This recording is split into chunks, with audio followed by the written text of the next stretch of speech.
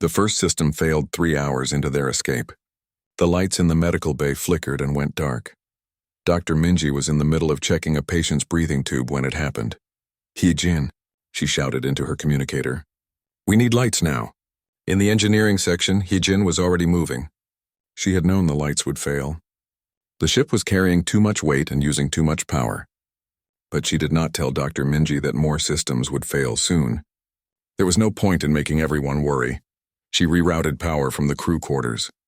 The lights in the medical bay came back on. But now the crew would have to work in darkness. Small price to pay, she thought. On the bridge, Captain Do-yun watched the Wrath ships on his scanner. They were following but not attacking. That worried him more than if they had attacked. The Wrath were hunters. They liked to chase their prey until it was exhausted. Lieutenant Junho was trying to contact any friendly ships in the area.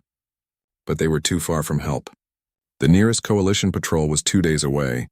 The Horizon's promise would run out of oxygen in less than 1 day. "Captain," Junho said quietly, "the Wrath commander is hailing us. He wants to talk." Do-yun nodded. "Put him on screen." The face that appeared was typical Wrath. Gray skin, sharp teeth, yellow eyes that showed no mercy. Captain Threxis looked at Do-yun with curiosity. "Human, Captain," Threxis said in perfect human language. "I am curious about something. My sensors show your ship is overloaded. You are carrying wounded. This makes no sense. Why do you not abandon them and escape with your crew?" Do-hyun looked at the Wrath commander. He thought about explaining. About telling Threxis that humans valued life, that they believed in helping each other. But he realized the Wrath would never understand words, so he kept his answer simple. "Because we are human," he said, "not Wrath." Then he cut the communication. Junho looked at his captain with wide eyes. "Sir, was it wise to insult him?" Do-hyun smiled without humor. "He is going to hunt us anyway. Might as well let him know what we think of him." Hours passed. The ship continued to break down. Hee-jin worked without stopping. She fixed one system and another would fail. It was like trying to hold water with her hands. But she kept working. She had not slept in 36 hours. Her eyes burned. Her hands shook from exhaustion. But when one of the other crew members tried to make her rest, she refused. "These people trusted us to get them home," she said. "I will not let them down because I was too tired." In the medical bay, Dr. Minji was fighting her own battle. One of the wounded colonists, a young man named Taeyang, had developed a serious problem. His lungs were filling with fluid. He needed special equipment to survive. Equipment the ship did not have. Minji looked at the equipment around her. The ship's basic medical supplies, the makeshift beds, the oxygen tanks that were running low. Then she looked at the ship's systems diagram that Hee-jin had given her. She saw something that might work. The ship's main oxygen recycler had a filtering system. If she could remove it and modify it, she might be able to help Taeyang breathe. But there was a problem. Taking parts from the oxygen recycler would reduce the ship's air supply. They would have even less time to reach safety. She would be gambling with everyone's lives to save one person. She called Captain Do-hyun. When she explained the situation, Do-hyun did not hesitate. "Do it," he said. "Captain, we will lose hours of oxygen. We might not make it to safety. If we let Taeyang die when we could save him, then we do not deserve to make it to safety," Do-hyun said. "Take what you need." Hee-jin helped Minji remove the parts. The engineer's face was grim as she watched their oxygen timer drop. They now had 48 hours of air left. Help was still 70 hours away. Ambassador Velrith had been watching everything from his bed. His injuries kept him from moving much, but his mind was sharp. He had seen Do-hyun sacrifice the ship's oxygen for one wounded colonist. He had seen Hee-jin work until her hands bled. He had seen the entire crew share their food and water with the wounded, even though supplies were limited. When Dr. Minji came to check on him, Velrith spoke in his careful human language. "Doctor, I must ask you something. Why do humans do this? Why do you risk so much for others?" Minji sat down next to his bed. She was exhausted. She had been working for almost 2 days without real sleep, but she wanted to answer him honestly. "Because the alternative is to become something we are not," she said. "We are human. We do not calculate the worth of lives. We do not decide who deserves to be saved and who does not. Everyone matters. Every life has value." Velrith's eyes filled with tears. In his long life, he had met many species, but he had never seen anything like this. Your species is remarkable, he whispered. Minji smiled. No, we are just trying to be decent. Any species could do the same if they chose to. The hours continued to pass. The Vrath ship stayed close but did not attack. Captain Threxus watched the human ship struggle. He watched their systems fail one by one. He watched them use their own oxygen to keep the wounded alive. It made no sense to him. Commander, his tactical officer said, they are slowing down. Their engines are failing. We could capture them easily now. Threxus stared at the small cargo ship on his screen. Not yet. I want to see how far they will go. On the horizon's promise, things were getting desperate. The oxygen was running out faster than expected. The ship's temperature controls had failed and it was getting cold. Everyone could see their breath in the air. Captain Do-hyun gathered his crew. Hyejin, Junho, and the few other crew members stood in the cold bridge. Through the cameras, they could see Dr. Minji still working in the medical bay. We have 36 hours of oxygen left, Do-hyun said. Help is still 60 hours away. I will not lie to you. We might not make it, nobody spoke. Everyone knew the situation was bad. But, Do-hyun continued, we gave our word that we would get these people home. So we will keep trying until the very end. If anyone wants to use the escape pods now, I will not blame you. You did not sign up for this. Hyejin spoke first. I am staying, Captain. My place is in engineering, Junho nodded. I am staying too. Someone needs to handle communications. One by one, each crew member said they would stay. Not because they had to, but because they wanted to. Do-hyun felt pride fill his chest. This was his crew. These were humans. This was what they were capable of when they chose to be their best selves. Then let us get back to work, he said. We have lives to save. As the crew returned to their stations, Ambassador Velrith was composing a message on a small recording device. He knew they might not survive, but if his people ever found his body, he wanted them to know what he had witnessed. To the Etherian Council, he spoke into the device. I have seen something incredible. These humans, they sacrifice everything for strangers.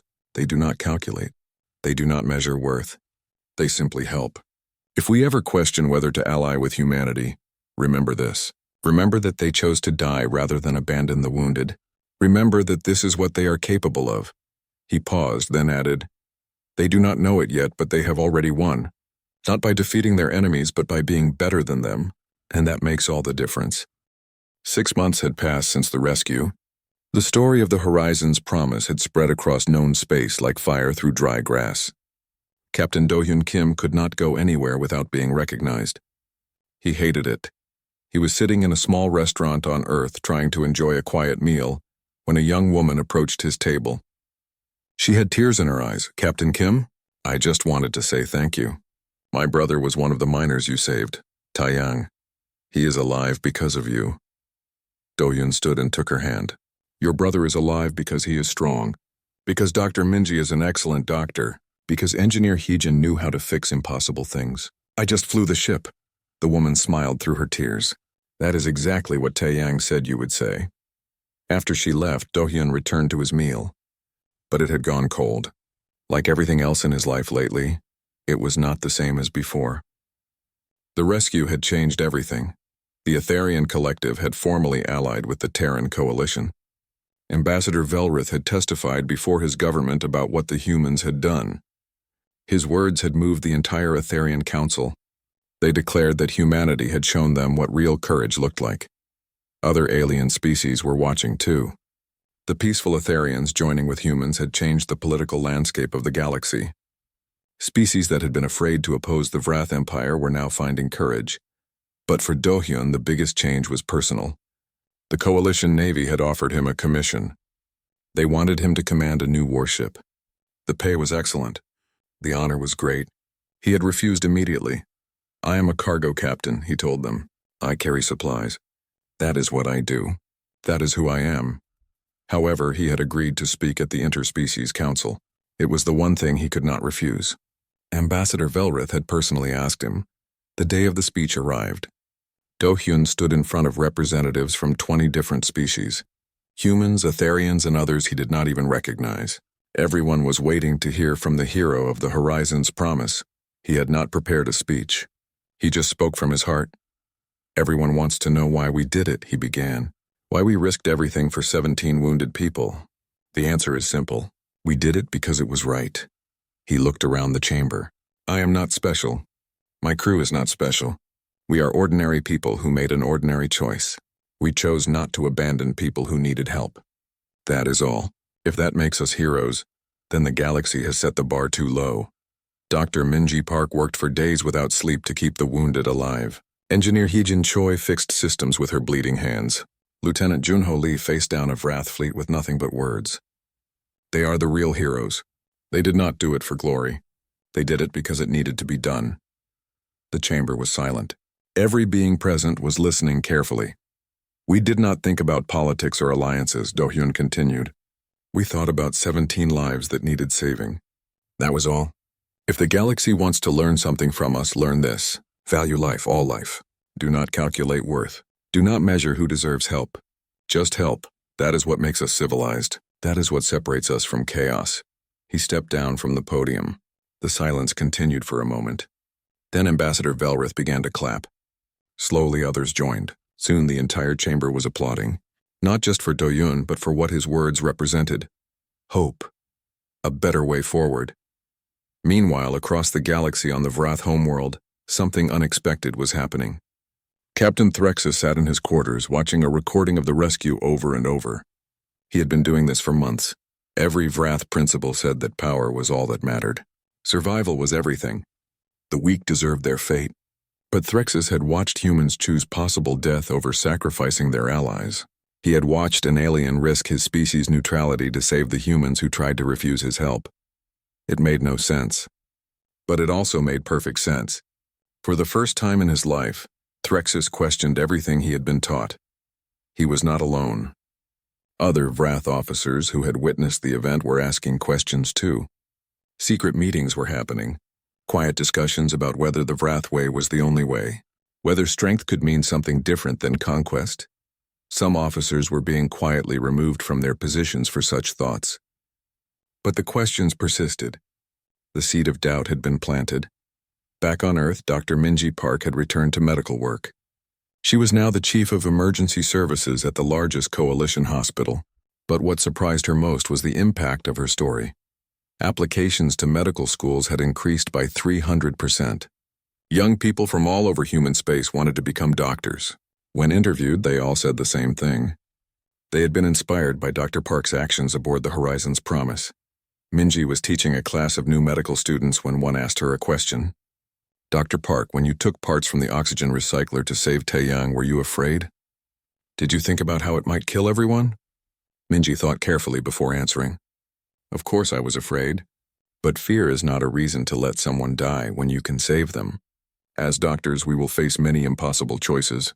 The important thing is to remember why we became doctors. To help, to heal, to never give up on a life. Engineer Hyejin Choi had received offers from every major shipbuilding corporation in human space.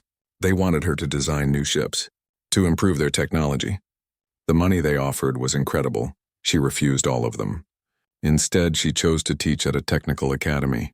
When reporters asked her why, her answer was simple. Someone needs to teach the next generation that ships are more than metal and circuits. They are lifeboats. They are homes. They are the difference between everyone coming home or leaving people behind. That lesson is worth more than any amount of money. Her academy became famous. Young engineers from across the galaxy came to learn from her. She taught them not just how to build ships, but why they built them. Every ship that graduated from her program carried a small mark, a symbol that meant it was built to the Horizon's Promise standard, built to save lives, not just carry cargo.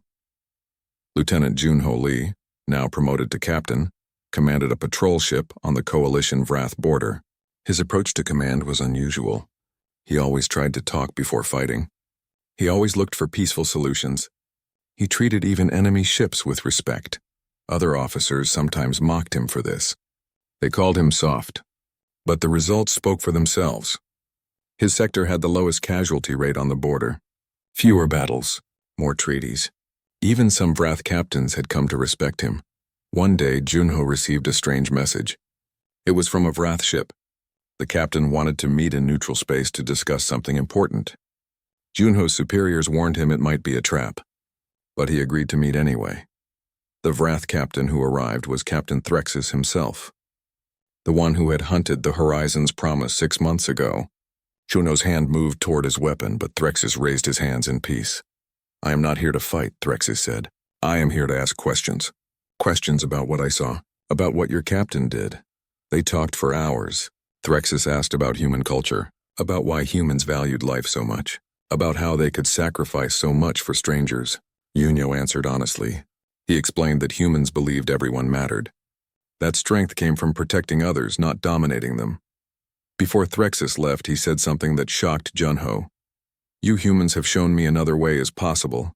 I do not know if I can change my people, but I can change myself, and perhaps that is enough to start.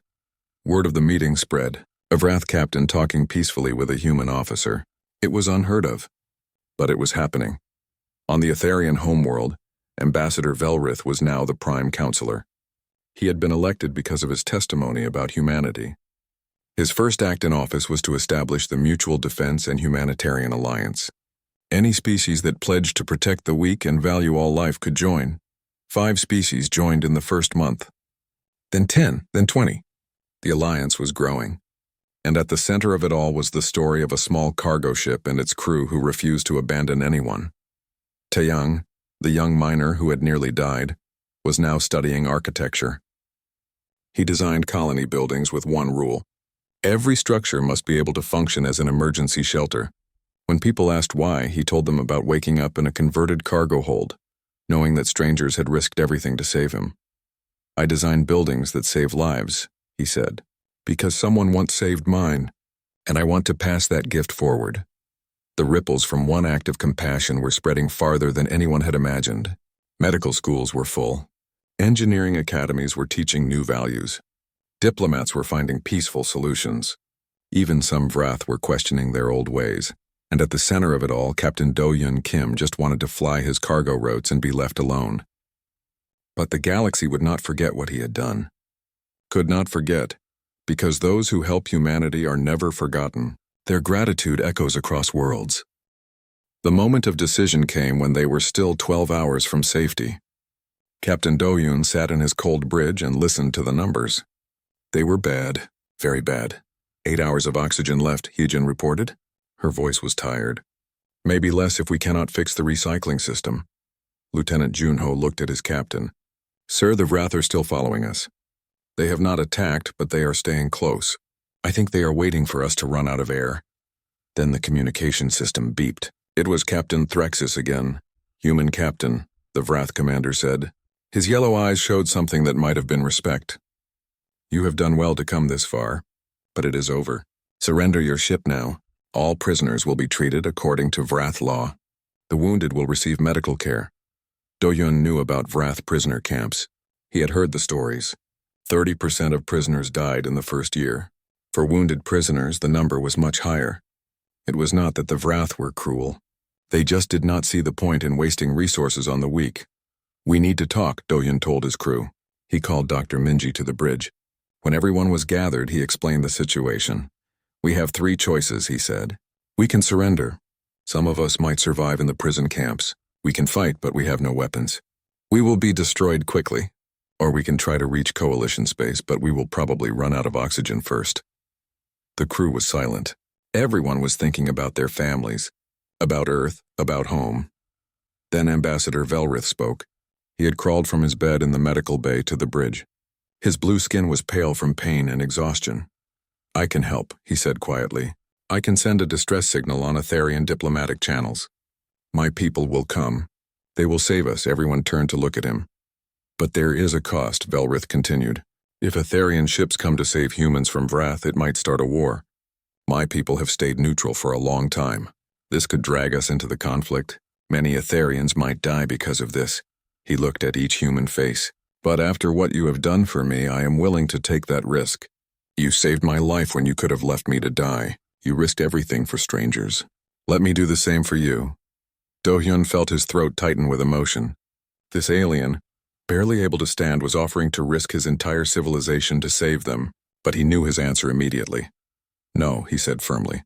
Ambassador, we will not ask your people to pay for our choices. You have already given enough by trusting us with your life. Dr. Minji nodded. The captain is right. We chose this path. We will not drag your people into war because of it. Velrith's eyes widened. But you will die. All of you. The wounded you worked so hard to save will die. Maybe, Hijin said. But we will not live knowing we started a war that killed innocent Etherians. That would make everything we did meaningless, Junho spoke up. I have an idea. It is a long shot, but it might work. We can use all our remaining fuel to accelerate toward the Coalition patrol route. Even if we run out of oxygen, we might drift close enough to be found. What are the chances? Do-hyun asked. About 10%, Junho admitted. Do-hyun looked at his crew. 10% is better than 0. And it does not require Ambassador Velrith's people to risk war. All in favor? Every hand went up. Every single person voted to take the 10% chance rather than call for Etherian help. Velrith stared at them in disbelief. Tears ran down his blue face. And why? Why would you choose death over putting my people at risk? You do not even know us. Dr. Minji knelt beside the ambassador. Because that is what you would have done for us. We know that now. We have seen your character. And we do not let friends pay our debts. The crew prepared for the final acceleration. Hijin diverted every last bit of power to the engines. They would have one chance to get this right. One chance to reach a course that might, possibly, bring them close enough to Coalition ships. But as the countdown began, Ambassador Velrith made his own choice. While everyone was focused on preparing the ship, he crawled to the communications console. His injuries screamed with pain, but he ignored them. He reached the Etherian diplomatic channel and composed a message. This is Ambassador Velrith, he said into the recorder. I am aboard a human vessel. We are in danger. I request immediate assistance. This is not a request from the humans. This is my decision. These people tried to refuse our help. They voted to die rather than risk our safety. But I will not let them.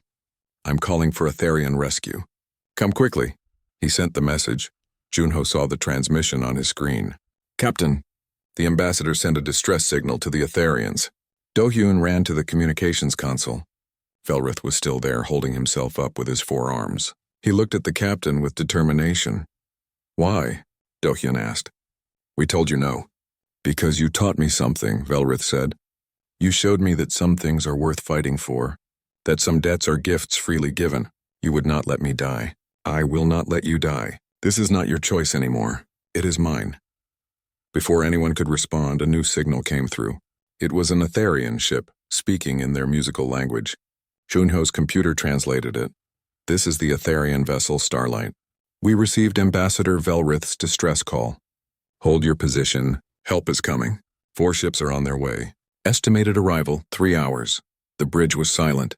3 hours. They had enough oxygen for 5 hours if they were lucky. It might work. They might actually survive. But Dr. Minji was thinking about something else. Ambassador, if your ships come to save us from the Vrath, it might start a war. Just like you said, Velrith nodded slowly. Perhaps. But maybe it is time for my people to stop hiding from the universe. You humans showed me that staying neutral when others need help is its own kind of cowardice. If there is a war, then we will face it together, as allies. On the Vrath command ship, Captain Threxus was watching something he did not understand. His sensors showed the Etherian ships approaching at high speed. The neutral Etherians, who had never taken sides before, were coming to rescue humans. Commander, his tactical officer said, what are your orders? Do we attack the human ship before the Etherians arrive? Threxus stared at the small cargo ship on his screen. He thought about everything he had seen. Humans sacrificing their oxygen for one wounded colonist. A crew voting to die rather than risk starting a war. An alien ambassador choosing to risk his people's neutrality to save the humans who had saved him. None of it made sense according to Vrath logic. But something inside Threxus whispered that maybe Vrath logic was wrong. Maybe there was another way to live. Another way to be. No, he said quietly. We will withdraw. Let the humans go. His crew stared at him in shock. Commander? You heard me. Pull back. I want to see what happens next. Something important is happening here. Something we need to understand. The Vrath ships moved away. 3 hours later, the Etherian vessels arrived. They surrounded the Horizon's Promise protectively. Medical teams transferred to the human ship immediately. The wounded were stabilized. Fresh oxygen was provided. Everyone would survive. As Captain Do-hyun watched the Etherian ships escort his vessel to safety, he realized something. They had not just saved 17 wounded people. They had changed something fundamental in the galaxy. They had shown that another way was possible. That compassion was not weakness. That sacrifice meant something. Ambassador Velrith stood beside him, still weak but smiling. Captain, what you did will echo across worlds. Trust me on this. The galaxy will remember. Do-hyun just nodded. He was too tired for grand thoughts. He had done what any decent person would do. Nothing more. Nothing less. But Velrith was right. The echo had already begun. 20 years had passed since the events aboard the Horizon's Promise. Captain Do-hyun Kim was 65 years old now. His hair was gray and his body moved slower than before, but he still flew cargo runs, still piloted the same old ship that had become the most famous vessel in the galaxy. Museums had offered him enormous amounts of money to retire the ship. They wanted to put it on display. Show people the cargo holds that had been converted into a hospital. Let visitors walk through the corridors where history was made. Do-hyun refused every offer. The Horizon's Promise is still working, he always said. Ships are meant to fly, not sit in museums. The galaxy had transformed in those 20 years. The Terran Coalition had expanded peacefully, forming alliances with 34 different species. The Etherians had taught them that neutrality in the face of evil was cowardice. Together, humans and Etherians created the Mutual Defense and Humanitarian Alliance. But the most surprising change came from the Vrath Empire. It had split in two. Captain Threxus, the one who had hunted the Horizon's Promise, had led a rebellion. Half the Empire remained committed to their old ways of conquest and domination, but half had joined what they called the Reformed Vrath Confederation. Threxus personally contacted Captain Do-hyun to explain what had happened. The old Vrath warrior appeared on Do-hyun's screen looking tired but satisfied. "Captain Kim," Threxus said, "I wanted you to know that you changed my life. Watching your crew refuse to abandon the wounded, even at the cost of your own lives, it broke something in me, or maybe it fixed something. I realized that strength does not come from domination. It comes from protection, from sacrifice." Do-hyun listened quietly as Threxus continued. "The Reformed Confederation is not perfect. We still struggle with our old instincts, but we are trying to be better. And it started with what you showed me." "Thank you, Captain. Thank you for teaching an old warrior that there is another way." After the call ended, Do-hyun sat in his captain's chair for a long time. He thought about that desperate day 20 years ago. He had just been trying to save some wounded people. He never imagined it would lead to this, to an empire splitting, to new alliances forming. To the galaxy-changing Dr. Minji Park was now the director of the Horizon's Promise Medical Foundation. The foundation had trained over 50,000 doctors from 20 different species. Medical care was now considered a basic right across Coalition space. Every doctor took an oath that included words from that desperate flight. "We leave no one behind, for that is what makes us worthy of the stars." Minji often spoke at medical schools. She was an old woman now, her hair white and her hands showing the signs of age, but her eyes were still sharp, her voice still strong. "Medicine is not about calculations," she told her students. "It is not about deciding who deserves care. It is about helping everyone who needs help. Every life has value. Every person matters. Remember that and you will be good doctors." Engineer Heejin Choi's Technical Academy had graduated thousands of engineers. They now served on ships across the galaxy. Every ship they worked on was built or retrofitted to the Horizon's Promise standard. That meant any ship could become a lifeboat in an emergency. Any ship could save lives, not just carry cargo. Hyejin was 72 now and mostly retired from active teaching. But she still visited the academy every day. She liked to walk through the workshops and watch young engineers learn. Sometimes they asked her about that famous flight, about how she kept the ship running when everything was breaking down. Her answer was always the same. "I did not think about being a hero. I just thought about all the people depending on me. That was enough to keep me going. When you care about others, you find strength you did not know you had." Admiral Junho Lee commanded the entire Coalition defense fleet now. Under his leadership, the Coalition had not started a single war. Yet no one dared attack them. His philosophy was taught at every military academy across the Alliance. "Our strength is not in our weapons," he would say. "It is in what we are willing to endure to protect others. A military that fights only for conquest is weak. A military that fights to protect the innocent is unbeatable." Tae Yang, the young miner who had nearly died, was now a famous architect. He had designed colony structures across human space. His buildings were known for their beauty, but also for their function. Every structure he designed could serve as an emergency shelter. Every building could save lives. When people asked about his inspiration, he always told the same story. About waking up in a cargo hold that had been turned into a medical bay. About realizing that strangers had risked everything to save him. About how that changed his entire view of what architecture should be. Buildings are not just structures, he explained. They are promises. Promises that we will protect each other, that we will be there when others need us. Every building I design keeps that promise. Ambassador Velrith, now Prime Counselor of the Etherian Collective, had dedicated his life to expanding the Alliance. But he kept a holographic display in his office. It showed the interior of the Horizon's promise during those desperate days. Whenever he faced difficult decisions, he looked at it, remembered what real courage looked like. The moment everyone had been waiting for finally arrived. The first joint human-Etherian colony was ready. It was built on a beautiful planet on the edge of explored space. The colony was named Promise, in honor of the ship and the crew that had changed everything. Every member of the original Horizon's Promise crew was invited to the dedication ceremony. Doyoon, Minji, Heejin, and Junho all made the journey. Some members of the crew had passed away over the years, but those who remained came to witness what their choice had created. The ceremony was massive. Thousands of beings attended. Humans, Etherians, reformed Vrath, and members of dozens of species that now called the Alliance home. The crowd stretched as far as the eye could see. Captain Do-hyun was asked to speak. He walked slowly to the podium, his old body feeling every one of his 65 years. He looked out at the crowd, at the colony buildings behind them, at the ships in orbit that belonged to so many different species, all flying the Alliance flag. He thought about that day 20 years ago, about the choice to stay and save the wounded, about how scared they had all been, about how they had just done what felt right. We did not do anything special, he began. We just refused to be less than what we could be. We refused to calculate the value of lives. We refused to abandon people who needed help. That is all. He gestured at the thriving colony around them. The fact that this came from that simple refusal tells me something important. Maybe the universe rewards those who choose to be better than they have to be. Maybe compassion is not weakness, but the greatest strength of all. He paused, looking at the faces in the crowd.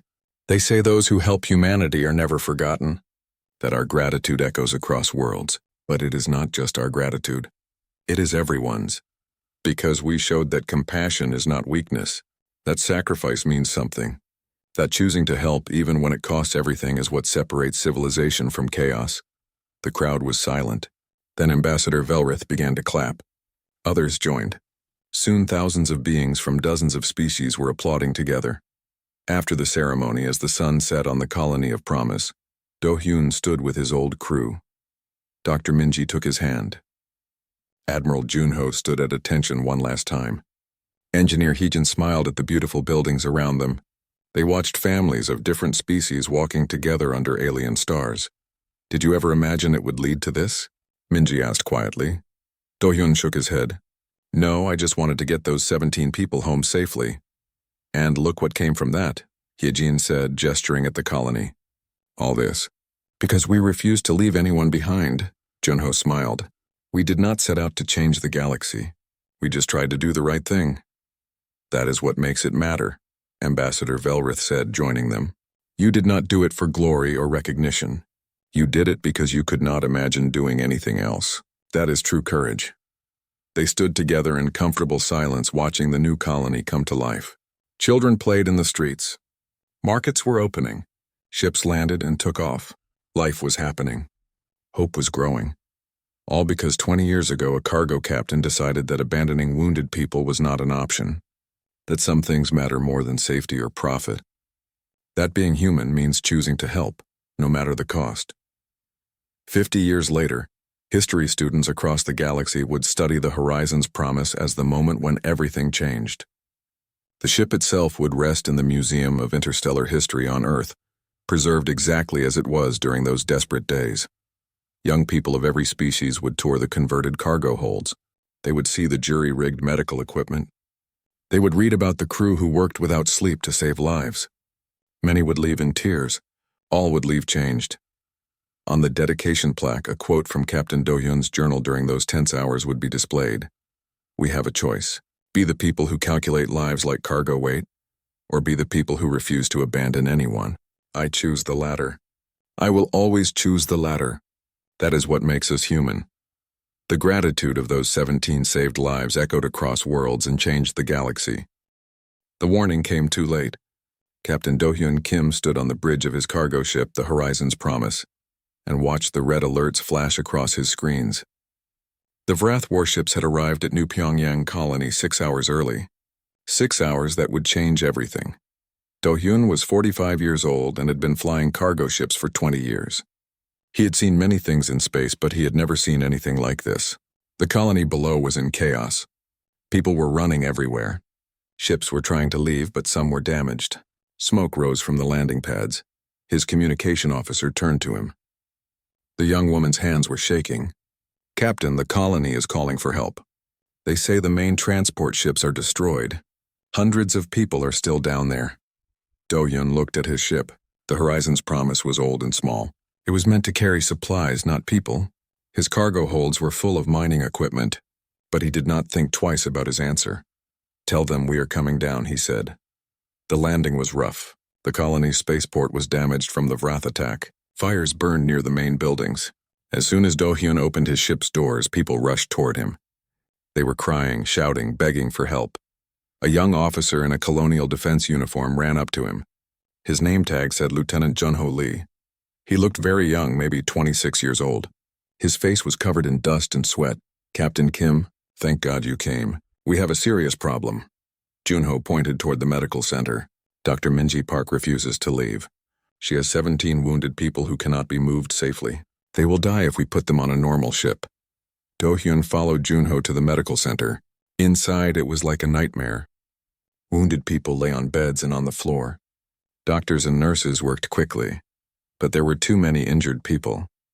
The smell of blood and medicine filled the air. Dr. Minji Park was a woman of 38 with sharp eyes and steady hands. She was operating on someone when Do-hyun entered. She did not even look up. I am not leaving, she said before anyone could speak. These people will die if we move them now. They need proper medical care during transport. Your cargo ship does not have that. Do-hyun looked at the wounded. Some were young miners. Some were colonists. One was different from the others. His skin was pale blue and he had 4 arms. An alien. Who is he? Do-hyun asked. Ambassador Velrith, Junho explained. He is from the Etherian species. He was on a diplomatic mission when the Vrath attacked. His entire team was killed. If he dies, it will be very bad for humanity's relations with the Etherians. Do-hyun knew about the Etherians. They were peaceful and very advanced. The human government had been trying to make friends with them for years. But Do-hyun did not care about politics. He cared about the wounded people in front of him. How long do we have? He asked Junho. The Vrath fleet will be in orbit in 4 hours. After that, nothing gets off this planet. Do-hyun made his decision. Then we have 4 hours to turn my cargo holds into a hospital. Everyone stared at him. Dr. Minji finally looked up from her patient. That is impossible. Your ship is not designed for this. Then we will make it possible, Do-hyun said. We do not leave people behind. That is what makes us human. He called his engineer Hyejin Choi. She was a woman of 32 who had been with him for 5 years. She knew his ship better than anyone. When he explained what he needed, Hyejin did not say it was impossible. She just started calculating. We will need to remove all the cargo. Use the space for medical beds. Connect the ship's life support to support more people. Add extra oxygen tanks. Install medical equipment. Can you do it in 4 hours? Do-hyun asked. Hyejin smiled, but her eyes were serious. I can do it in 3 if everyone helps. What followed was 3 hours of desperate work. Do-hyun's crew emptied the cargo holds. They threw out expensive mining equipment worth millions. Nobody complained. Volunteers from the colony helped carry medical equipment from the hospital to the ship. Hyejin worked like a woman possessed. She connected wires and pipes. She installed oxygen systems. She built supports for medical beds. Her hands bled from the work, but she did not stop. Dr. Minji supervised the medical setup. She turned Do-hyun's personal quarters into a sterile operating room. The captain did not complain. He just moved his things into a storage closet. Lieutenant Junho coordinated the evacuation. Other ships were leaving with the healthy colonists. But Junho chose to stay with Do-hyun's ship. Someone needs to handle communications, he said. Besides, you will need all the help you can get. With 30 minutes left, they started loading the wounded. Each person had to be moved very carefully. Dr. Minji and her nurses worked to keep everyone stable. Ambassador Velrith was conscious but in great pain. His large eyes watched the humans work with wonder. Why do you do this? Velrith asked Do-hyun in broken human language. You risk your ship, your life, for strangers. Do-hyun helped lift the ambassador's stretcher. Because you are not strangers. You are people who need help. That is enough. The last wounded person was loaded with 10 minutes to spare. But then the sensors showed something terrible. The Vrath fleet had arrived early again. They were entering orbit now. Junho ran to the bridge. Captain, the other evacuation ships are already gone.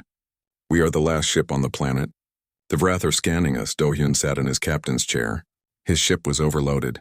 The life support systems were untested. The cargo holds full of wounded would make the ship slow and difficult to fly. They had no weapons.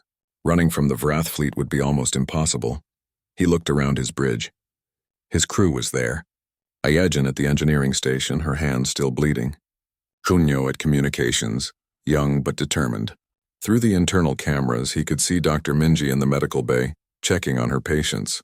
17 wounded people depended on him. His crew depended on him. But more than that, something important depended on him. The idea that humans do not abandon people. The idea that some things matter more than safety or profit. Launch the ship, Do-hyun ordered. We are going home. The Horizon's Promise lifted off from New Pyongyang Colony. The ship shook and groaned from the weight it carried. Alarms beeped warnings about overloaded systems. But the ship flew. Above them, the Vrath warships turned their sensors toward the escaping cargo vessel. In the command ship, Captain Threxus of the Vrath Imperial Navy watched the small human ship on his screens. They are overloaded, his tactical officer said. They will be easy to catch. Threxus nodded slowly. Follow them. Let us see how far these humans will go for their wounded. The hunt had begun, but Captain Do-hyun Kim was not thinking about the Vrath fleet behind him.